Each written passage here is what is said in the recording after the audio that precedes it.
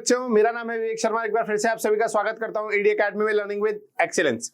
तो बच्चों, last class में हमने एपी के सम के कुछ बेसिक क्वेश्चंस देखे थे, जहां पर हमने स्टैंडर्ड के बच्चों को भी टच किया था और बेसिक्स के बच्चों को भी टच कर लिया था। अब वहां पर हमने बेसिक क्वेश्चन सारे करवा दिए थे, ऐसे क्वेश्चन जो आपके एनसीईआरटी से रिलेटेड। क्या होता है ना, एपी के क्वेश्चंस में कई बार ऐसे क्वेश्चंस आ जाते हैं जहां पर वर्ड फॉर्मूलाज होते हैं, मतलब वर्ड फॉर्म में क्वेश्चन दिया होता है। वहां क्या होगा, वहां परेशानी आ जाएगी बच्चे को, क्योंकि सवाल पढ़ने से ज्यादा सवाल को समझना बहुत जरूरी होता है। तो यदि हम सवाल को पढ़ के समझे ही नहीं तो फिर हम उसका सवाल नहीं बना सकते। अभी तक प्रीवियस क्वेश्चंस में हमने डायरेक्ट क्वेश्चंस दिए थे कि ये एपी है, इसका ये सॉल्व कीजिए ऐसे और वैसे। बट मान लीजिए यदि एपी को ही वर्ड फॉर्म में बना दे तो फिर प्रॉब्लम हो जाती है। तो इसलिए आज हम ऐसे क्वेश्चंस लेकर आए हैं जहां पर आप एपी के वर्ड फॉर्मूलाज या वर्ड क्वेश्चंस आपको दिए होंगे और वहां से आप सीखेंगे। ठीक है, इसमें एक बात ध्यान रखिएगा, यदि कोई भी ऐसा कॉन्सेप्ट आपकी बुक से छूट गया है तो भी टेंशन मत लीजिएगा, आज के वीडियो में ऐसे सारे कॉन्सेप्ट्स हम कवर कर देंगे। अच्छा, लास्ट वीडियो में मैंने आपसे एक क्वेश्चन भी पूछा था।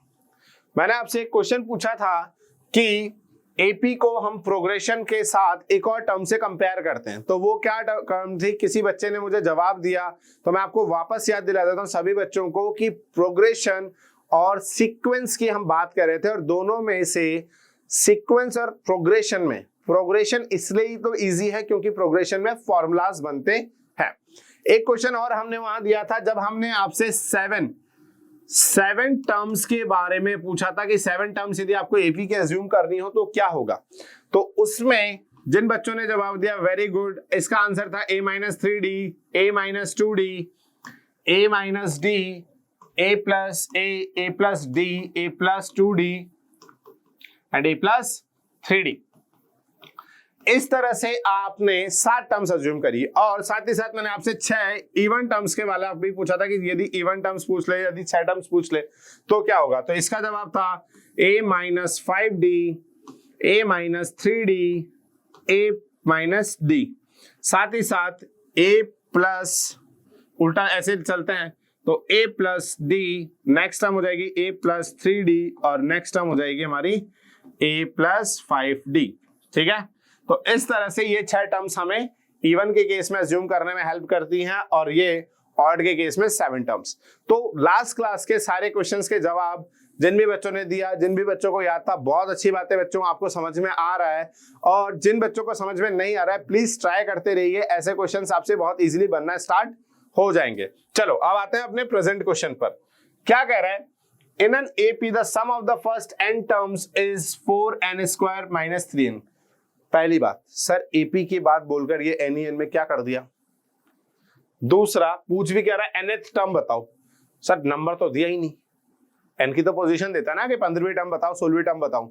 तो बेटा इस सवाल में वो आपसे सम का जर्नल फॉर्मूला देकर nth टर्म का जर्नल फॉर्मूला पूछ रहा है। ठीक है, मतलब उसी एपी में जर्नल फॉर्मूले से क्वेश्चन स्टार्ट हो रहा है सम के, और journal formula of nth term पर खत्म कर रहा है। एपी नहीं जाननी है उसको, वो तो बच्चा निकालना चाहे तो निकाले, बाकी उसको एपी नहीं जाननी है, उसको n वाले सम से उधर जाना है। बट इसके 2 तरीके होते हैं, एक शॉर्ट ट्रिक और एक लॉन्ग मेथड। आपके 10th बोर्ड में आपको लॉन्ग मेथड अपनाना है, शॉर्ट ट्रिक हम आपको बहुत जल्दी ही प्रोवाइड करेंगे। ठीक है, अभी हम लॉन्ग ट्रिक की बात करते हैं। तो लॉन्ग मेथड में जब हम बात करते हैं तो इस तरह के सवालों में क्या करना होगा बेटा, ध्यान से देखो। आपसे Sn का जर्नल फॉर्मूला आपको दिया है 4n² - 3n। इसका मतलब ये नंबर ऑफ टर्म्स के हिसाब से चल रहा है। तो यदि मैं इसमें S1 निकाल लेता हूं तो S1 का बेसिक मीनिंग होगा फर्स्ट टर्म का सम। तो फर्स्ट टर्म का सम क्या, फर्स्ट टर्म ही अपने आप में सम होती है। तो इसका मतलब यदि मैं n की वैल्यू 1 डाल देता हूं तो मुझे डायरेक्ट फर्स्ट टर्म मिल जाएगी, यस और नो। 4 - 3 बिकम, तो पहली टर्म इस एपी की 1 होगी। अब S2 की यदि हम बात करें तो S2 n की वैल्यू 2 टर्म्स में डाल दे, n की वैल्यू 2 डालने पर हमें पता लग जाएगा, और ये हो जाएगा 4 × 4 16 - 6 विच इज इक्वल टू 10। और यहां से बच्चा सोचता है सर फर्स्ट टर्म पता लगी, सेकंड टर्म पता लगी, डी भी निकाल लूंगा और सवाल सॉल्व तो हो जाएगा। बट अभी आपका कॉन्सेप्ट गलत है। जी हाँ, ये फर्स्ट टर्म जरूर है पर ये सेकंड टर्म नहीं है। सेकंड टर्म nth टर्म के फॉर्मूले से निकलती है, जबकि ये Sn का फॉर्मूला है। इसका मतलब यदि हम S2 की बात करें तो this is actually A1 plus A2 which is equals to 10 है ना, विच इज इक्वल्स टू 10। इसका मतलब A1 की वैल्यू बाय इक्वेशन 1 यदि हम डाल देते हैं तो कितना आ जाएगा बेटा, ध्यान से देखो, 1 plus A2 is equals to 10, जिसका मतलब A2 की वैल्यू हो जाती है 10 माइनस 1 इज इक्वल्स टू 9। तो यदि हम AP की बात करें इस केस में तो हमारी AP जो अब बन रही है वो बन रही है 1 9। अब इस हिसाब से D जो है हमारा 8 है, तो 9 में 8 जोड़ने पर 17 आ जाएगा, फिर आ जाएगा 25 एंड सो ऑन। इंपॉर्टेंट बात बच्चों के लिए यही थी कि आप इस पॉइंट पर ये ध्यान दे लेना कि ये 10 आपका सेकंड टर्म नहीं है, सेकंड टर्म नहीं है, ये दो टर्म्स का सम है। और जब आप इस दो टर्म्स के सम में से फर्स्ट टर्म माइनस करेंगे तब आपकी सेकंड टर्म निकल कर आएगी। अब आपके पास AP की सारी बेसिक डिटेल्स आ चुकी हैं कि आपका A जो है, यदि ध्यान से देखें AP की बात करें तो AP हमारी 1 9 17 25 चल रही है। इस हिसाब से मेरा जो कैपिटल A है वो मेरा 1 है, कैपिटल D जो है वो मेरा 8 है, और N के बारे में उसने N ही दिया हुआ है। तो यदि मेरे से nth टर्म के बारे में पूछा गया है Tn के बारे में, तो मैं डायरेक्ट फॉर्मूला जानता हूं A plus n minus 1 into D, और इस सवाल में A की वैल्यू मैं 1 रख दूंगा, N की वैल्यू मुझे N ही रखनी है, और D की वैल्यू मैं 8 रखूंगा। जर्नली यदि आप ऐसा करेंगे तो 8n माइनस 8 हो जाएगा, जिसका मतलब हमारा टर्म बनेगी 8n माइनस 7। इस तरह से nth टर्म का जनरल फॉर्मूला आ गया। अब चेक भी कर लो, यदि आप इसमें n की वैल्यू 1 डालते हो तो 8 minus 7 which is equals to 1, तो फर्स्ट टर्म हमारी 1 हो गई। यदि आप n की वैल्यू 2 डालते हो तो कितना हो जाएगा, 2 into 8 16 minus 7 which is equals to 9। 3 और डाल के देख लो तो 3 into 8 24 minus 7 which is equals to 17। अब बन रहा है। बट इस पूरे सवाल में मान लो आपको Tn ही दिया होता और आपसे AP के बारे में पूछा होता कि चलो इसका कॉमन डिफरेंस बता दो, इसका जो D है इस AP का D कितना होगा, बिना सीरीज निकाले, बिना प्रोग्रेशन निकाले आपको बात करनी है कि उस प्रोग्रेशन का D कितना होगा। तो क्या जवाब होगा आपका, जल्दी बताओ बच्चों, क्या आप निकाल सकते हो? नहीं, पर मैं आपको एक शॉर्ट ट्रिक बता देता हूं, इसकी एक छोटी सी, ध्यान रखना, इस n के साथ जो नंबर लिखा होगा, इस n के साथ जो नंबर लिखा होगा वही इसका D होगा। तो यहां पर इस सीरीज का D जो है ऑटोमेटिकली कितना हो जाएगा, 8 हो जाएगा। इस हिसाब से यदि मैं आपसे बात करूं कि किसी Tn का जनरल फॉर्मूला 7 माइनस 12n है, तो इसका मतलब D कितना होगा, D कितना होगा, इसका D 12 नहीं होगा, 12 नहीं होगा। बेटा ध्यान रखना, n के साथ इस नंबर में हमेशा साइन की बहुत वैल्यू होती है, तो यहाँ D 12 नहीं माइनस 12 होगा। यहाँ n के साथ जो नंबर लिखा है उसके आगे प्लस है, तो ये प्लस 8 हो जाएगा, तो इसका D प्लस 8 है और इसका D माइनस 12 है। चाहे तो आप AP अप्लाई कर लीजिए और आपको आंसर मिल जाएगा, ठीक है। तो ये बात ध्यान रखिएगा कि इस केस में आपको D जो होता है वो डायरेक्ट दिखता है। अच्छा, बच्चा इसके हिसाब से एक बात कहता है, सर इसमें कौन सा वाला है, 4 लें कि 3 लें? नहीं, सम वाले क्वेश्चन में आप डायरेक्ट D नहीं निकाल सकते, क्लियर। यहां पर हम ये बात सिर्फ nth टर्म वाले फॉर्मूले के लिए करते हैं। चलो नेक्स्ट क्वेश्चन की तरफ चलते हैं। आ गया जिसकी बात हम इस स्टार्टिंग वीडियोस में कर रहे थे, इस वीडियो के स्टार्टिंग में कर रहे थे कि आपको वर्ड फॉर्म आ जाए क्वेश्चन की तो क्या करेंगे। तो ध्यान से देखो, अब हम सवाल को बहुत ध्यान से पढ़ते हैं। सवाल कह रहा है कि एक मैन्युफैक्चरर है टीवी सेट्स का, अब आप LG जो लेना चाहें, सैमसंग वो ले सकते हैं, MI। वो कह रहा है कि एक टीवी सेट प्रोड्यूसर ने 600 यूनिट प्रोड्यूस करी इन इट्स थर्ड ईयर, तीसरे साल में। मतलब यदि हम AP बनाना चाहें तो वो AP में कह रहा है कि फर्स्ट ईयर, सेकेंड ईयर और थर्ड ईयर, इस थर्ड ईयर में उसने 600 यूनिट बनाई है और 700 यूनिट बनाई है इन 7th ईयर। इसका बात मतलब 4th, 5th, 6th और 7th ईयर में उसने 700 बनाई है। समझ गए? समझ गए? क्या कह रहा है कि एक मैन्युफैक्चरर है जो टीवी सेट बनाता है और 600 यूनिट उसने अपने 3rd ईयर में बनाई और 700 यूनिट उसने अपने 7th ईयर में बनाई। ये मानते हुए assuming that the producing increasing uniformly, मतलब एपी की फॉर्म में बढ़ रहा है। यूनिफॉर्मली का मतलब होता है हर बार सेम बढ़ना। जैसे इस बार मेरी सैलरी 200 रुपए बढ़ी, तो अगली बार भी मेरी सैलरी कितनी बढ़ेगी? अगले साल 200 रुपए। तो जब जब आपके ऐसे 200 रुपए बढ़ने लगे तो ये होता है आपका यूनिफॉर्मली। आपको फिजिक्स में समझ में आता है, ठीक है? यूनिफॉर्मली का मतलब सेम रेट से। और एक्सेलरेटेड बढ़ रही है कि इस बार मेरी सैलरी बढ़ी 10,000 और अगली बार अचानक से वो 1 लाख हो गई, तो एक्सेलरेटेड है। क्यों? क्योंकि उसके बाद अब अगली बार बढ़ेगी तो अब वो 1 लाख से 2 लाख नहीं होगी, वो कुछ और बढ़ेगी। तो अंतर समझ रहे हैं? यूनिफॉर्मली जब हम बात करते हैं तो हम बात कर रहे होते हैं इंक्रीजिंग में कंसिस्टेंसी की, मतलब सेम रेट से बढ़ना। ठीक है, चलो। तो अब सवाल में हमें 2 जानकारियां दे दी गई हैं और जिस भी बच्चे ने एपी के पहले 2 वीडियोस देखे हैं उनको पता होगा कि यदि हम बात करें तो ये A1 है, ये A2 है, ये A3 है, A4, A5, A6 और ये A7 है। और यदि मेरे को A3 दिया हुआ है तो जनरली फॉर्मूला कहता है A + 2D होता है, विच इज इक्वल्स टू 600 के बराबर है। और यदि मैं बात करूं A7 की तो वो हो जाएगा A + 6D और उसकी वैल्यू मेरे पास 700 दी हुई है। क्या आप बच्चे लीनियर इक्वेशन के हिसाब से इसको सॉल्व कर सकते हैं? यदि हाँ तो बहुत ही अच्छी बात है, नहीं कर सकते तो प्लीज ट्राई करना ही पड़ेगा। ठीक है, तो अब आपको लीनियर इक्वेशन सॉल्व करनी है। मैं आपको डायरेक्ट इसका A और D बता रहा हूं। इसका A है 550 और D है आपका 25। चेक करवा देता हूं। यदि इस साल उसने फर्स्ट ईयर 550 सेट प्रोड्यूस करे तो यहाँ 575 करेगा, यहाँ 600 हो जाएंगे, 625, 650, 675। अब आप कहोगे सर ये तो आपको आंसर पता हुआ था इसलिए। नहीं बेटा, कॉमनली भी दिख रहा है। यदि मैं लीनियर इक्वेशन सॉल्व करने जाता हूं तो ध्यान से देखो लीनियर इक्वेशन कैसे सॉल्व होती है इन 2 वेरिएबल। सबसे पहले हमें देखना होता है कि या तो आपके जो कोई एक वेरिएबल है उसके कोएफिशिएंट सेम हो रहे हैं, तो बिल्कुल यहाँ सेम हो रहे हैं। ए की वैल्यू यहाँ भी 1 है, ए का कोएफिशिएंट यहाँ भी 1 है और ए का कोएफिशिएंट यहाँ भी 1 है। तो इन दोनों इक्वेशंस को आपस में सबट्रैक्ट कर दीजिए, माइनस माइनस माइनस। जब आप ऐसा करेंगे तो ए से ए कैंसिल आउट हो जाएगा और 2D - 6D मतलब -4D और इसकी वैल्यू 600 - 700 मतलब 100 आएगी।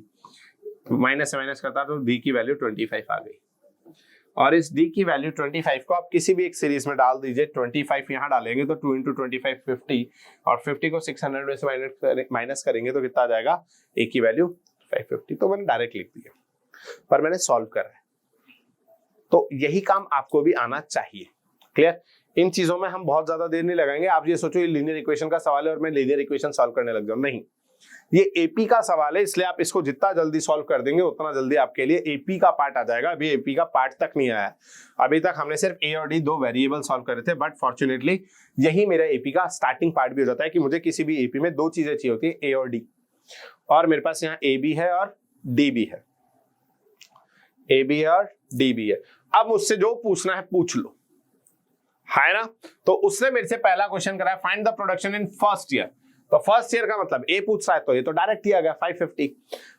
द 10th ईयर प्रोडक्शन, 10वें साल में, तो इसका मतलब मेरे सारे बच्चों को अब पता होगा 10th ईयर। ए 10 पूछ रहा है तो प्रोडक्शन के हिसाब से फॉर्मूला हो जाता है A + 9D और हर बच्चा जिसको ये पता है वैल्यू डाल दो 550 + 9 × 25 विच इज इक्वल्स टू 225। तो ऐड कर दीजिए आप इसको 700 एंड कितना हो जाएगा? 75। तो आपका 10th ईयर का जो प्रोडक्शन है मतलब 10वें साल आपकी manufacturing company 775 sets of TV produce कर रही होगी, मैन्युफैक्चर कर रही होगी। ठीक है, ये 10th ईयर में था। अब क्वेश्चन में एक और बात पूछी गई कि 7 इयर्स में उसने कितने करे प्रोडक्शन, मतलब एक कंपनी ने अब तक कितने टीवी सेट प्रोड्यूस कर दिए हैं उसके स्टॉक में पूछ लिया जाए या फिर कितने सेल आउट हो गए हैं। तो 7 साल में उसने कितने प्रोडक्शन कर दिया था, कितनी कंपनी के अंदर मैन्युफैक्चरिंग हो गई थी। ये पूछने के लिए हमें इसमें सम का फॉर्मूला लगाना होगा S7। तो S7 के लिए ए मुझे पता लग चुका है 550 है, डी मेरा 25 है और अकॉर्डिंग टू क्वेश्चन मेरा जो n होता है वो मेरा 7 है इस वक्त। तो S7 के हिसाब से मैं यहां पर दो फॉर्मूले लगा सकता हूं, n/2 a प्लस l, और एक लगा सकता हूं n/2 2a plus n minus 1 into D. अब बच्चा एक बार सवाल को देखे और मुझे ये बताए कि मुझे कौन सा फॉर्मूला लगाना चाहिए। आप सवाल को पढ़ लीजिए बड़े आराम से और मुझे बताइए कि आपको कौन सा फॉर्मूला लगता है, जो मुझे बता देना, ठीक है। अब जिन बच्चों ने ये वाला फॉर्मूला बोला है बिल्कुल सही है बेटा, आप ये लगा सकते हैं, बट इसके लिए आपके पास कैलकुलेशन में कोई ऐसी बड़ी मतलब लेंदी हो जाएगी एक तरीके से। क्यों? क्योंकि ध्यान से देखो, उसने n की वैल्यू 7 दी और 7वें ईयर में जो प्रोडक्शन था 7th ईयर में 700 यूनिट, वो मुझे पता है, मतलब A7 मुझे पता है, और उसी के बारे में पूछ भी रहा है कि यहां तक कितना सम हुआ। तो मैं चाहूं तो ये लगा सकता हूं, बट मेरे लिए कन्वीनियंस होगा कि मैं यहां पर ये वाला यूज करूं, कन्वीनियंट यही होगा।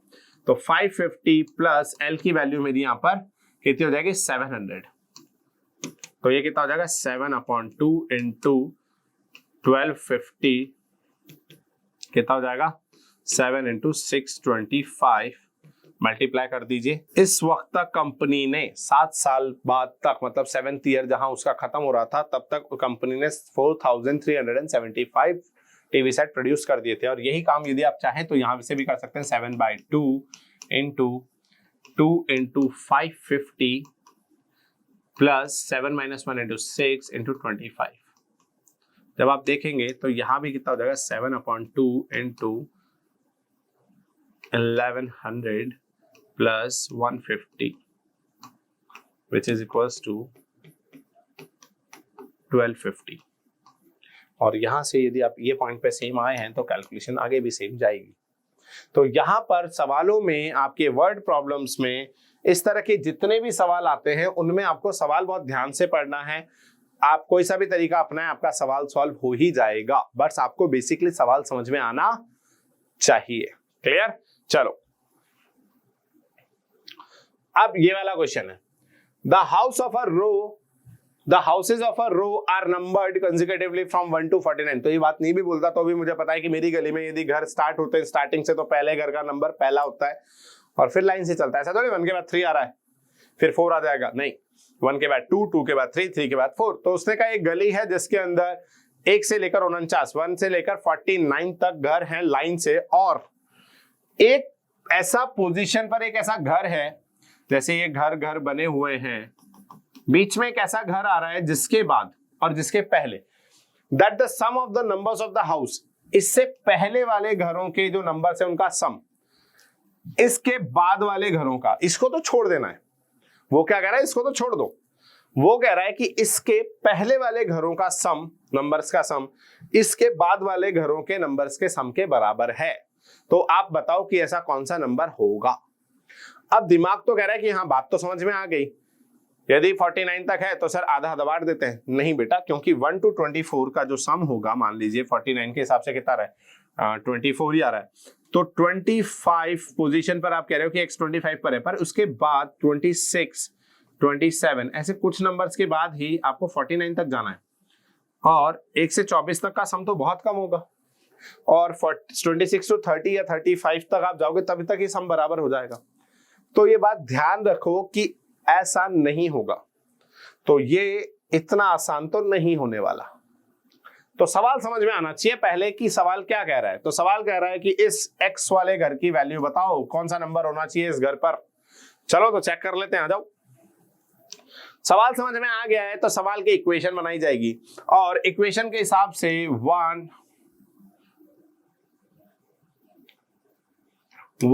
2 3 4 ऐसे करते करते x एक ऐसा नंबर है जिसके बाद और पहले वाली कंडीशन की बात कर रहा है, और यहां से हम बात करेंगे 49 तक, और इसके बाद अगला नंबर होगा x + 1 है ना, और इसके पहले होगा x - 1। तो यहां से 1 to x - 1 का सम x + 1 to 49 के सम के बराबर होगा, यस और नो। ठीक है, चलो तो अब हम इसमें लगा देते हैं AP। अब AP तो यहां लग रही है, अब इसके हिसाब से सम का फॉर्मूला हमें बनाना पड़ेगा। तो वो क्या कह रहा है, यदि हम इस बात को लॉजिक समझें तो वो कह रहा है कि s of x - 1 will be equals to S of 49, यहां से 49 तक का सम, और उसमें से हम एस ऑफ एक्स माइनस कर देते हैं। समझ गए?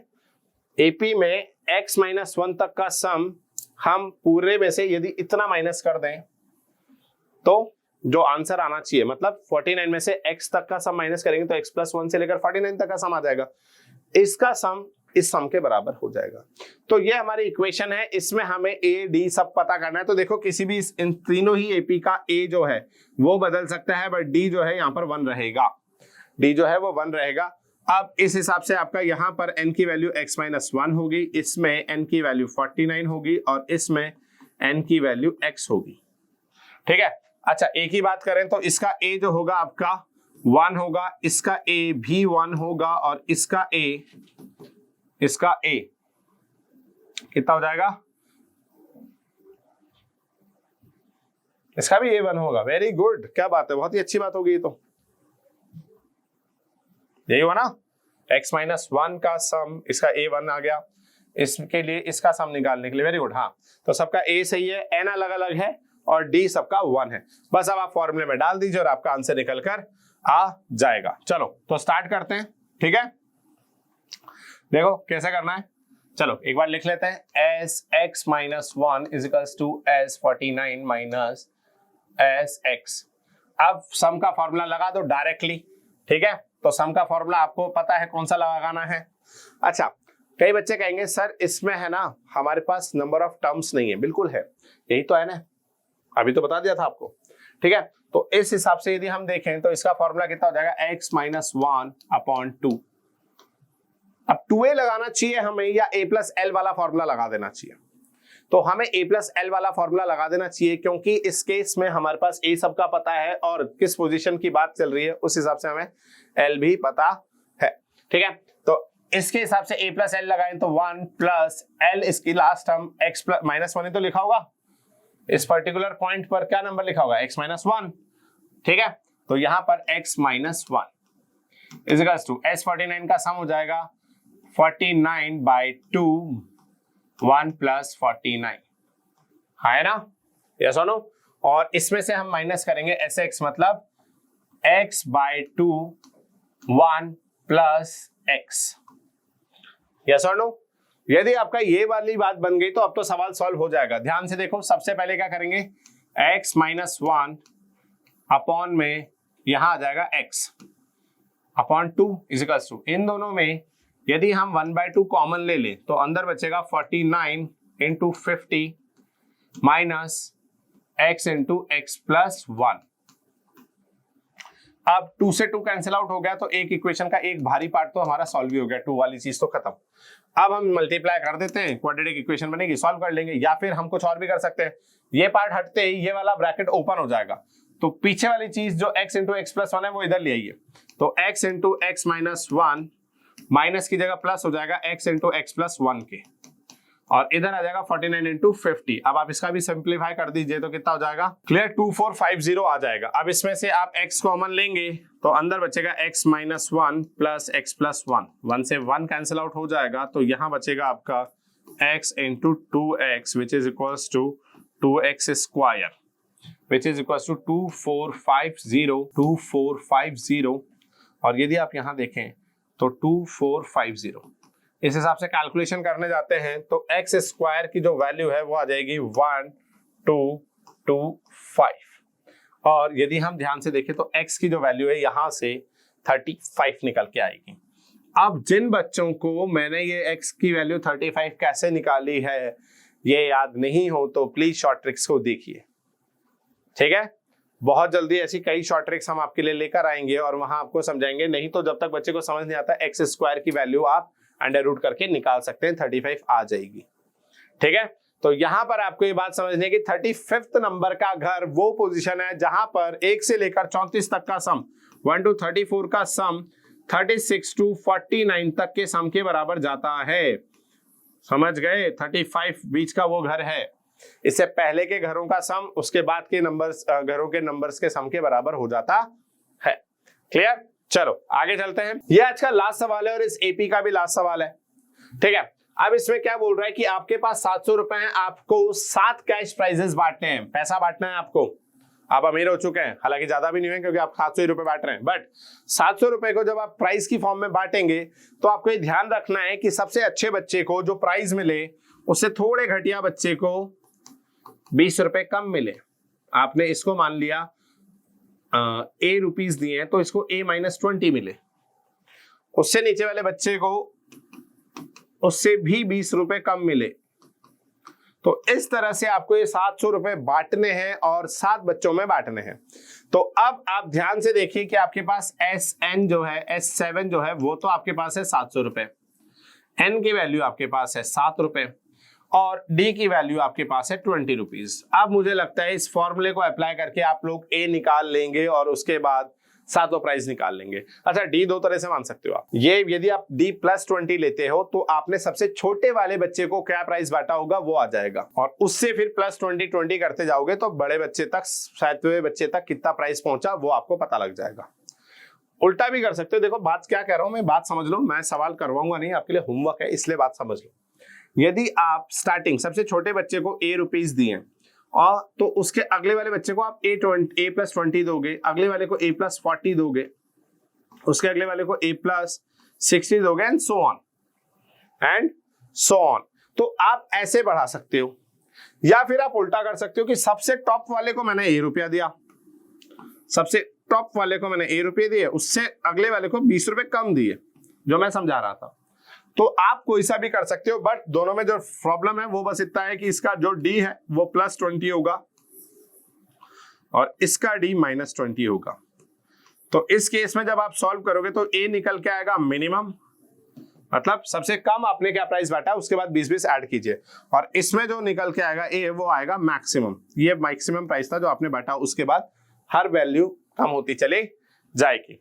तो आपको सारी डिटेल दे दी गई है। SN बता दिया है कि 700 है, N की वैल्यू 7 दे दी गई है, D की वैल्यू 20 दे दी गई है। अब ये सवाल आपसे होना चाहिए। अच्छा, किसी बच्चे के दिमाग में ये वाला फॉर्मूला आ रहा हो ना, N/2 A+L, तो ये प्लीज ना लगाएं क्योंकि L नहीं पता है, 7वीं पोजीशन पर क्या है वो नहीं पता। 7वें बच्चे को 700 रुपए नहीं दिए, 7 बच्चों को मिला के 700 रुपए बांटे गए, 100 नहीं बांटे गए। एक दिमाग ये भी कहता है सर 100 रुपए बांटते तो 7 में डिफरेंस क्या है, क्लियर। तो हमने AP का गैप रखा है कि हमने सबको, किसी को ज्यादा दिया है किसी को कम दिया है, ठीक है। तो यहां पर ये सवाल आपका होमवर्क है और इसी के साथ आपकी AP खत्म हो जाती है। AP में आपने सारे बेसिक कॉन्सेप्ट सीखे, हमने आपके NCERT के हर टॉपिक को कवर कर लिया है, हर छोटे छोटे कॉन्सेप्ट्स को कवर कर लिया है। अब यहां से आपका मेजर पार्ट स्टार्ट होता है जब आप सीख के प्रैक्टिस जरूर करेंगे। यदि आप नहीं करते बच्चों तो फिर हमारा पढ़ाना वेस्ट हो जाता है, क्योंकि practice makes a person perfect और प्रैक्टिस किए बिना आप नहीं सीख सकते, ठीक है। तो वीडियो पसंद आए तो वीडियो को प्लीज लाइक कीजिए, चैनल को सब्सक्राइब कीजिए और बने रहिए ED अकेडमी के साथ और सीखते रहिए हमारे साथ। Thank you.